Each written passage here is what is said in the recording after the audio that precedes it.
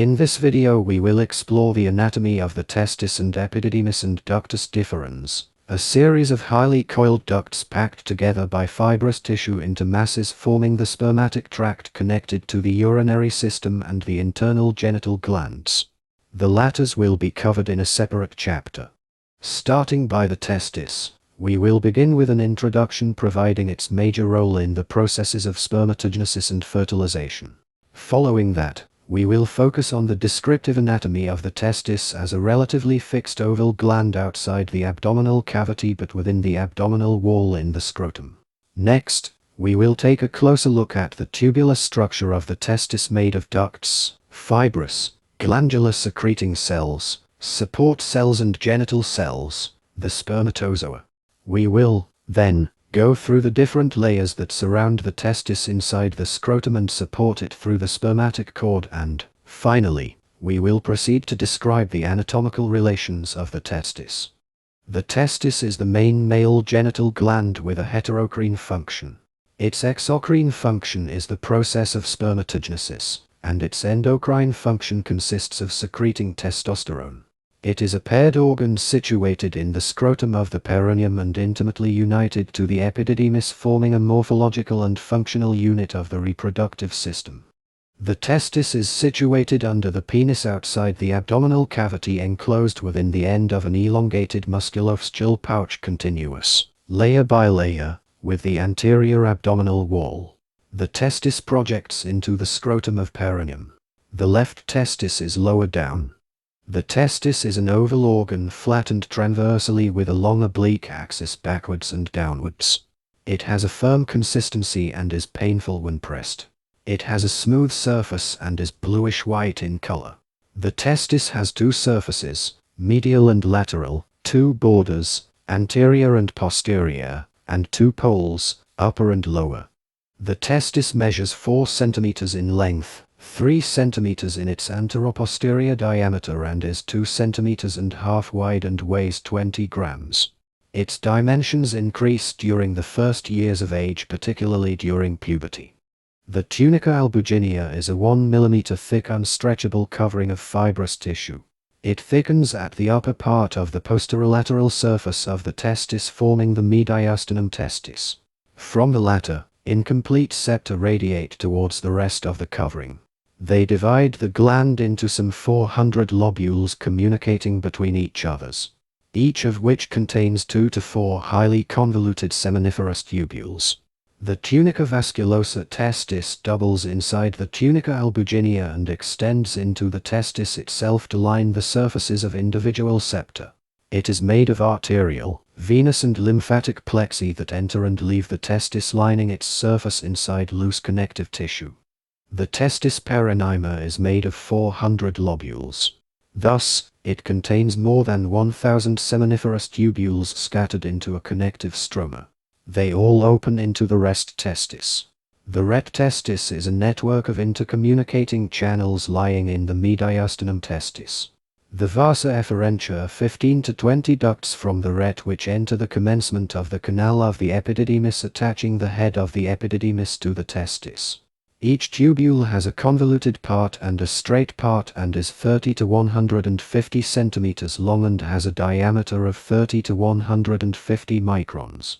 It shows several layers of cells. The outermost layer consists of spermatogonia, then primary and secondary spermatocytes, spermatids and spermatozoa. The sustentacular cells of Sertoli are supporting cells through branching processes embedding the germ cells on a basement membrane. The interstitial cells of Leydig secrete testosterone, the male sex hormone. The tests are very sensitive to temperature. Their extra-abdominal situation is, thus, essential for their normal function. Although, as the ultimate processes of sperm production are held by pelvic glands, it is mandatory that the tests must be firmly anchored to the abdominal wall. Thus, the tests are enclosed in the scrotum. The supports of the testis consist of a layer-by-layer evagination of the anterior abdominal wall and downward prolongations of the coverings of the spermatic cord. From depth to surface, The tunica vaginalis is a double-layer serous membrane remnant of the fetal processus vaginalis overlying the front and lateral surfaces of the testis and the head of the epididymis, forming the space of tunica vaginalis continuous with the parietal peritoneum. The parietal layer adheres firmly to the rest of the scrotum. The visceral layer is in contact with the testis. The space of the tunica vaginalis contains a recess between the body of the epididymis and the testis, the sinus of the epididymis. The internal spermatic fascia is an investment derived from the transversalis fascia at the deep inguinal ring. The cremasteric fascia and cremaster muscle continues the internal oblique and transversus aponeuroses and muscles as the spermatic cord passes through the ring into the inguinal canal. The external spermatic fascia derives from the crura of the superficial ring made of external oblique aponeuroses. The scrotum refers to the skin, dartos muscle and subcutaneous tissue enclosing the tests and their supports. As the testis is a kind of isolated organ in the scrotum, its anatomical relations are limited to the scrotum and scrotal portion of the spermatic tract. The medial surface of the testis stands next to the scrotal portion of ductus deferens and the septum of scrotum. The lateral surface of the testis is in contact with the epididymis, from which it is separated by the sinus of epididymis, a narrow slit between epididymis and testis. The anterior border of the testis stands just below the scrotum. The posterior border of the testis is flanked by the crescentic body of the epididymis and the commencement of the spermatic cord and its 6 constituents.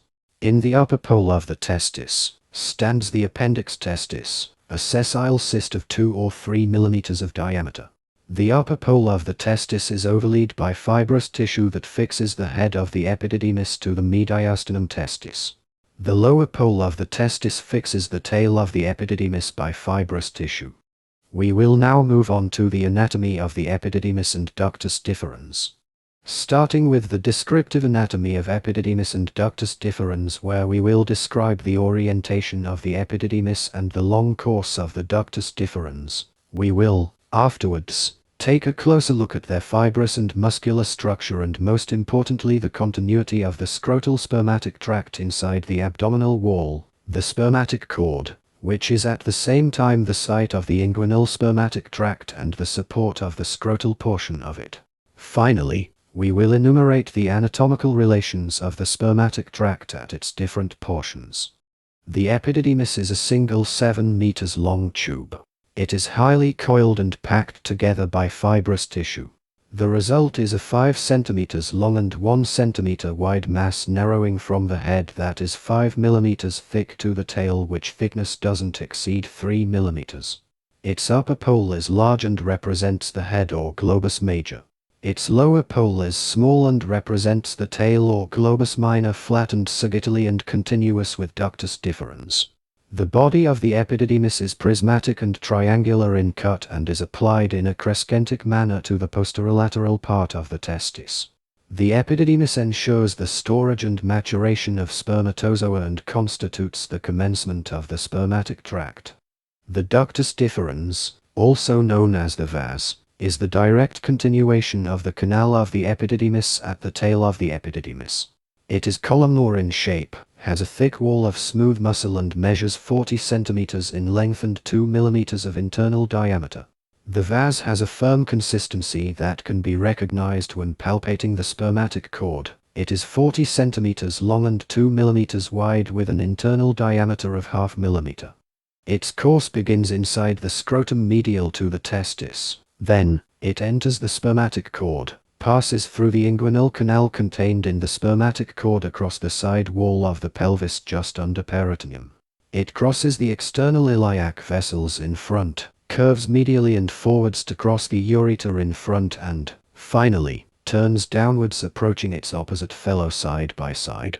The vas dilates in fusiform manner as the ampulla of ductus deferens, a 5 mm wide storehouse of spermatozoa of 5 mm of diameter parallel and medial to seminal vesicle. At this point, it loses its thick muscle wall and merges with the outlet of the seminal vesicle to form the ejaculatory duct inside the prostate. The ejaculatory duct passes obliquely through the prostate alongside the prostatic utricle and opens on the side of the urethral crest. It is 2 centimeters and half long and 2 millimeters wide, narrowing from its commencement to its end, which doesn't exceed half millimeter in its internal diameter. Related to and continuous with the testis, the structure of the rest of the spermatic tract is tubular, surrounded by fibromuscular tissue. The tunica albuginea of the epididymis is continuous with that of testis. It is thin and made of fibrous tissue. The wall is of thin fibrous tissue and the lining is of tall columnar epithelium with stereocilia. The ductus deferens has a very thick wall and narrow lumen. Its visceral muscle is arranged in 3 layers, middle circular and inner and outer longitudinal, with interweaving of fibers. The lining mucous membrane is a thin layer of dense fibrous tissue, surfaced with tall columnar epithelium with stereocilia. The adventitia of the epididymis is made of loose connective tissue. The spermatic cord suspends the testis and the epididymis to the pelvic cavity through the vas and to the abdominal wall through its 3 coverings: the internal spermatic fascia, the cremasteric fascia and cremaster muscle, and the external spermatic fascia. It extends from the upper pole of the testis until the deep inguinal ring.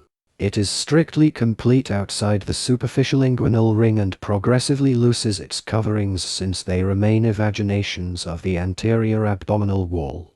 The spermatic cord contains ductus deferens as the most posterior constituent, testicular, cremasteric, and of ductus deferens arteries as the arterial element, pampiniform plexus as the venous element, lymphatics the genital branch of genitofemoral nerve, and processus vaginalis as the peritoneal element.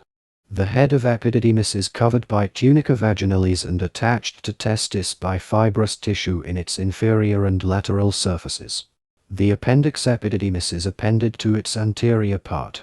The body of epididymis is covered by tunica vaginalis in the superior part of its lateral surface. It is separated from the posterolateral part of the testis by the sinus of the epididymis forwards. Ductus deferens and spermatic cord stand towards its medial surface.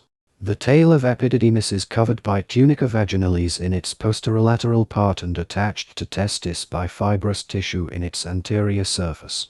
In its lower pole, it is prolonged by ductus deferens and fixed by fibrous tissue to the tunica vaginalis of testis. In the scrotum, the ductus deferens stands alongside the posterior border of testis, then the medial surface of epididymis and testis, surrounded by genital vessels separated from the body of the epididymis by the posterior venous plexus. It is not covered by the tunica vaginalis of the testis and is in contact with the scrotal septum. In the spermatic cord, the vas runs as the most posterior element behind all of the remaining constituents of the spermatic cord forwards: the testicular artery, the anterior and posterior pampiniform plexi, testicular lymphatics and nerves. Its artery, the artery of ductus deferens, is applied against it. The cremasteric artery is superficial.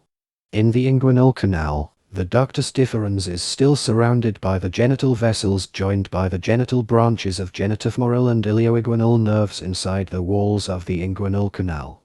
In the iliac fossa, the ductus deferens is covered by the pelvic peritoneum and surrounded by inferior epigastric vessels below, external iliac vessels behind and laterally, obturator pedicle backwards and laterally, inferolateral surfaces of the bladder medially, and the umbilical artery and ureter below. In the pelvic cavity, it is, first, covered by the pelvic peritoneum, then, crosses the retrovesical fascia and runs between the base of bladder forwards and the ureter backwards next to the seminal vesicle laterally and above the base of the prostate. Last but not least, we will end this course discovering the genital vasculature and nerves before summarizing. The testicular artery arises from the aorta towards L2, L3 vertebrae, runs in the spermatic cord and in the scrotum towards the medial surface of the epididymis, to which it gives off a branch, and reaches the back of the testis at its upper end. It, then, divides into medial and lateral branches. The latter sweep around horizontally following the axis of the testis within the tunica albuginea and the tunica vasculosa, giving branches that penetrate the substance of the organ inside the septa and in the mediastinum testis. The lateral branch supplies the lower 2/3 of the lateral half of the testis. The medial branch supplies the upper third of the lateral half and the medial half of the testis. The anterior and posterior arteries of the epididymis may arise from a common trunk. The anterior artery supplies the head of the epididymis when the posterior artery runs along the medial surface of the body of the epididymis and anastomoses with the artery of ductus deferens. It supplies the body and tail of the epididymis. The testicular artery is subject to many anatomical variation, including its origin higher from the aorta or from the renal or suprarenal arteries, its number double or triple, and its supply. The arteries of the epididymis can participate to the supply of the testis. The artery of the ductus deferens arises from the superior or inferior vesical arteries and runs in the lateral ligament of the bladder until the base of the bladder. It, then, accompanies the ductus deferens and ends at the tail of epididymis, anastomosing with testicular and cremasteric arteries. The cremasteric artery rises from the inferior epigastric artery, crosses the inguinal canal and the spermatic cord, and ends at the tail of epididymis, anastomosing with the testicular artery and the artery of ductus deferens. The inferior vesical artery supplies the ampulla of ductus deferens. The intraseptal venules of the testis reach the tunica vasculosa testis and the mediastinum testis, from which several veins pass upwards in the spermatic cord and surround the testicular artery with a mass of 6 to 10 intercommunicating veins constituting the pampiniform plexus. In the inguinal canal, the plexus may have separated out into about 4 veins which join to form 2 that leave the deep inguinal ring, perhaps becoming single ons major on the posterior abdominal wall, the testicular vein. The left vein invariably joins the left renal vein, and the right is said to drain directly into the inferior vena cava. They drain the testis and the head and body of the epididymis. The cremasteric veins are anastomosed veins with the pampiniform plexus at the tail of the epididymis which they drain. They travel the inguinal canal and flow into the inferior epigastric vein. Lymphatics of testis run back with the testicular artery to para-aortic nodes lying alongside the aorta at the level of origin of the testicular arteries towards L2 vertebra. Lymphatics of ductus deferens drain into external and internal iliac nodes. The sympathetic supply of the testis and spermatic tract is held by T10 segment of the cord through greater or lesser splanchnic nerves to the celiac ganglion. Postganglionic gray fibers reach the testis along the testicular artery as the testicular plexus. The sensory nerves of the tests follow the same way. The tests have no parasympathetic supply. The vas is now renamed the ductus deferens. But sterilization of the male by division and ligation of the tube is still popularly known as vasectomy, more accurately, vasotomy, and has not yet been dubbed a deferential dotomy.